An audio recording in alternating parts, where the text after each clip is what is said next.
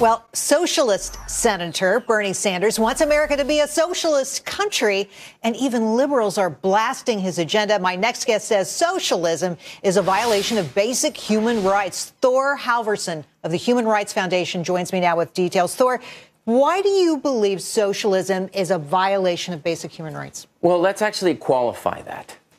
Countries that do not violate human rights can have socialist governments, and that's perfectly okay. If there are branches of government that exist and separation of powers and constitutional rights, you can have a country like Denmark or Norway or Sweden that's oftentimes have socialist governments, labor governments. That's perfectly fine. The problem is when socialism is done under an authoritarian government or someone using socialism as a mask, takes control of a government, claims that they're going to help the people, and ultimately end up looting the country and ruining it. Let's drive it back, though, to the definition of socialism, because it's my belief that the people who are all for Bernie Sanders have no idea what socialism is as a government, as a recipe for how government works. Explain it.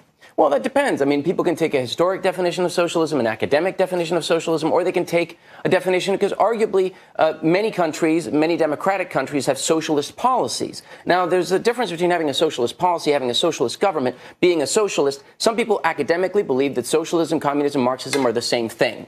And that's one way of looking at it. To get away from getting too bogged down by the details here, what is your major objection to the way socialism is practiced in some countries? Is it the looting of personal property? Well, of course. Of course, you take a country like Venezuela. The government decides that prices are going to be a certain way because they want prices to be. And then because they set prices, what ends up happening is massive shortages. And what you have now coming up is a humanitarian crisis. But I will say this. I actually made the largest contribution allowable to the campaign of Bernie Sanders.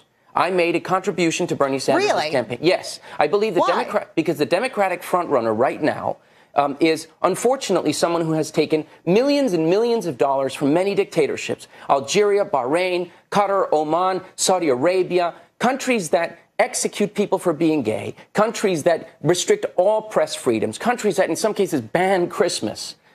I would much rather have Bernie Sanders be the Democratic frontrunner than a person who takes money from dictatorships, unquestionably. And at the same time, on the Republican side, you have the frontrunner who believes that Putin is fine. And that is awful as well. You say that's a problem as well. In both I just have to get you to one more thing before you go, because you have personal experience with this in Venezuela. Your father was a political prisoner. Tell me about that. My father was a political prisoner. My mother was shot by the regime of Hugo Chavez. And my cousin, my first cousin, is currently in prison in Venezuela.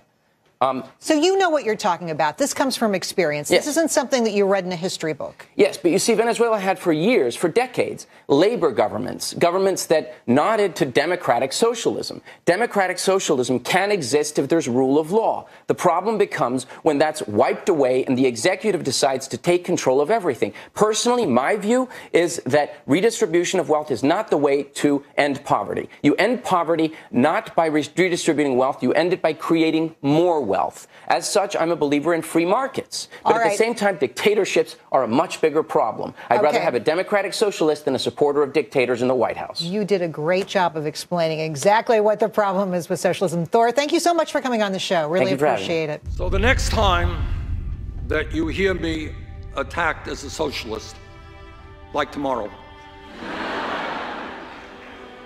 remember this. I don't believe government should take over, the grocery store down the street or own the means of production. But I do believe that the middle class and the working families of this country who produce the wealth of this country deserve a decent standard of living and that their incomes should go up, not down.